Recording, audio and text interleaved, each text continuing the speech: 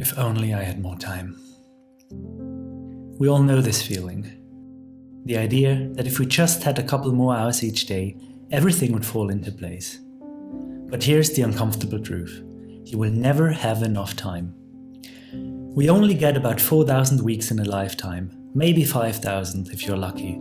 But even if you had 40,000, you would still run out, because there will always be more things to do than time to do them. But that doesn't mean we're helpless.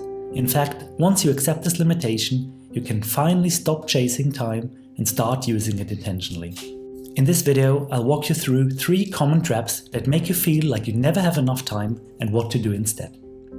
Before we dive in, if you're new here, my name is Robin, I'm a software engineer turned coach, and on this channel, we explore how to take control of your time, focus and life. Now, let's dive in. Reason number 1, you confuse urgency with importance. We tend to jump on whatever screams loudest. Notifications, emails, calendar invites, and sooner than later, your day quickly becomes a series of fire drills. But here's the thing. Just because something is urgent doesn't mean it's important. Urgency steals time from what truly matters. And the problem is that urgency feels important. It demands your attention. And this isn't even your fault. Your brain is wired this way. Because back in the days, reacting to sudden threats, like a wild animal rustling in the bushes, could mean the difference between life and death. But that same wiring now kicks in for your emails, DMs and deadlines. It's an evolutionary artifact that doesn't quite fit our modern world. But in most cases, it's not even your priority, it's someone else's. So how can you fix that? Well, there's a simple method to counteract that. First, start by blocking non-urgent but important work in your calendar.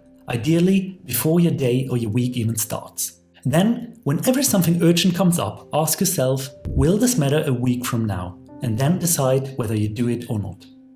Of course, you can't always ignore urgent tasks, for example if your boss simply demands it. But when you've already protected time for what matters most, those interruptions don't completely derail you.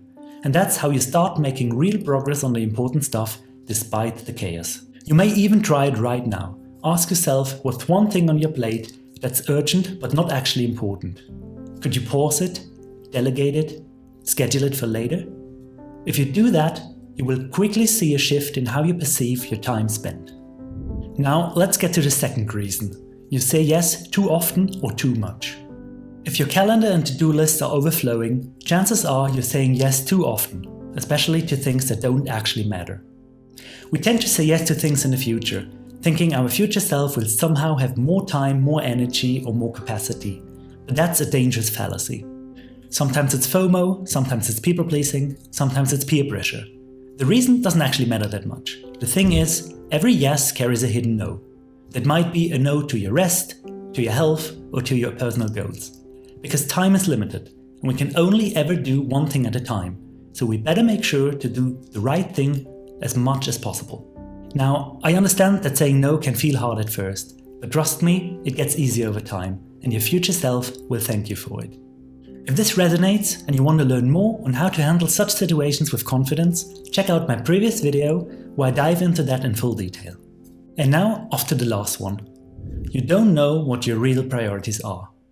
Arguably, this is the most important one of all, because if you don't know what truly matters to you, you will never have enough time for it. Like, how would you even define enough if you don't know what you're aiming for? The thing is, if you don't define what matters most, life will decide for you. And usually it's not very considerate. As we've seen, your days will fill up with whatever screams loudest, and usually that's the urgent and not the meaningful. So what can you do about it? Well, start by asking yourself a few questions. What activities do I enjoy doing? What do I want to look back on and be proud of? And finally, what do I really desire? Of course, this is not a quick fix and probably takes some time to really figure out. But once you've reflected on that, you can start identifying the things that really matter to you. And that's when you begin spending time in more fun and meaningful ways. In my opinion, this is the foundation of every productivity and self-management system. Because without clarity on what matters to you, most advice will simply fall flat. Now, if you don't know where to start, or you need help getting that clarity and building a system to turn it into results, I've created a 4-week coaching program called Clarity to Action Blueprint. You will walk away from these 4 weeks not just with clarity, but with a realistic system tailored to your life and the support to follow through. It has already helped dozens of people move from chaos to calm, and you can do that too. If you're interested, check the link in the description below. And if you're not ready to commit yet, you can already subscribe to my monthly newsletter, where I share tips, learnings and insights on self-management and productivity. It's completely free, and you can subscribe using the link in the description below. Alright, now let's quickly recap what we've discussed today. First, we often confuse urgency with importance. In order to take back control, we start by blocking out time for important tasks before our calendar fills up with whatever screams loudest. Then we talked about saying yes too much or too often, and how every yes carries a hidden no that we are rarely aware of. And finally, we talked about how important it is to know what really matters to us. Time isn't slipping away because you're lazy or disorganized, but it feels like you never have enough time because you're reacting rather than choosing. But the moment you start choosing what to do, what to ignore, what to protect, everything changes. Now I'd like to hear from you. Are there any thoughts or questions that popped up while watching this video?